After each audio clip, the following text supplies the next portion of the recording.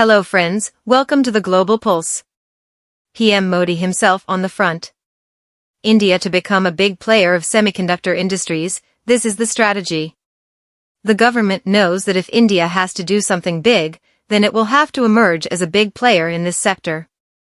In this series, Semicon India-2024 has been organized at India Expo Centre and Mart in Greater Noida. PM Modi has increased the focus on semiconductor industries. Everything was fine. In the coming days India will emerge as a big player in this field. Work is going on at a rapid pace to prepare semiconductors in India.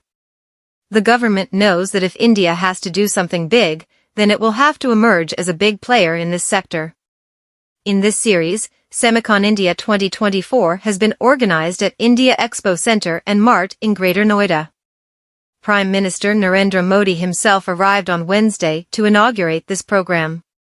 The three-day event from September 11th is being attended by 836 exhibitors and over 50,000 visitors from around 26 countries. In fact, the Indian government has taken a strong decision. India has the dream of becoming a semiconductor production hub and has to come true. India will become a global semiconductor hub. PM Modi said that India is now the 8th country in the world where this event related to global semiconductor is being held.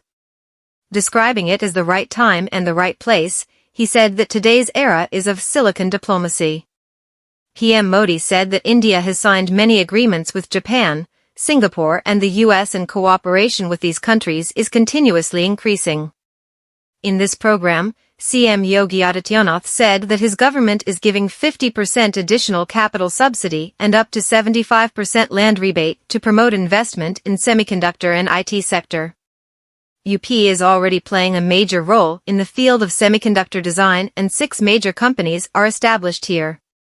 India's semiconductor market is projected to reach $55 billion by 2026 and $110 billion by 2030.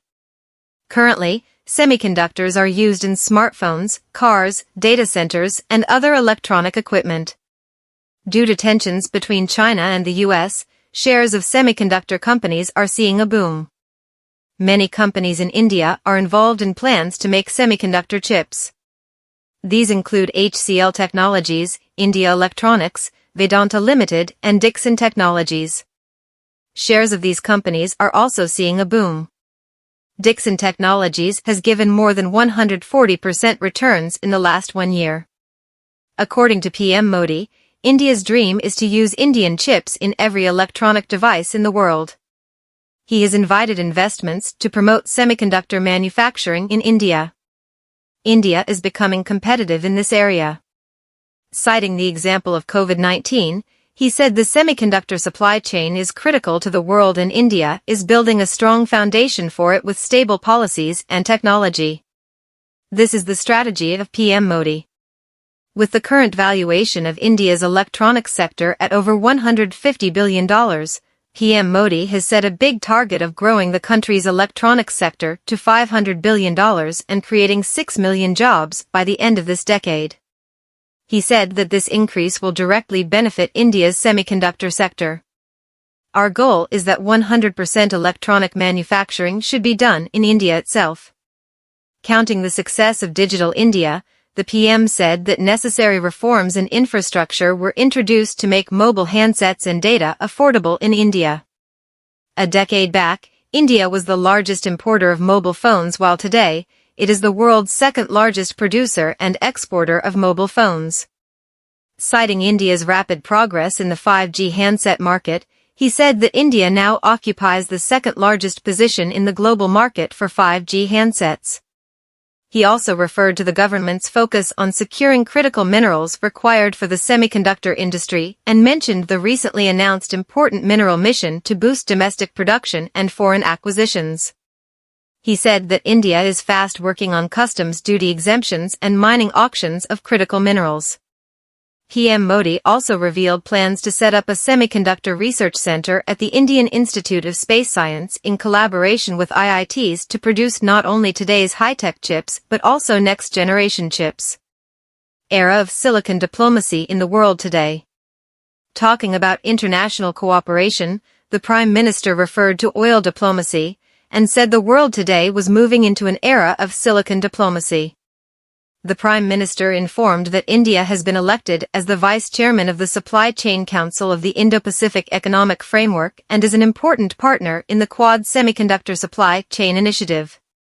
Additionally, agreements have been signed with countries such as Japan and Singapore, and India is deepening its cooperation with the U.S. in the semiconductor sector.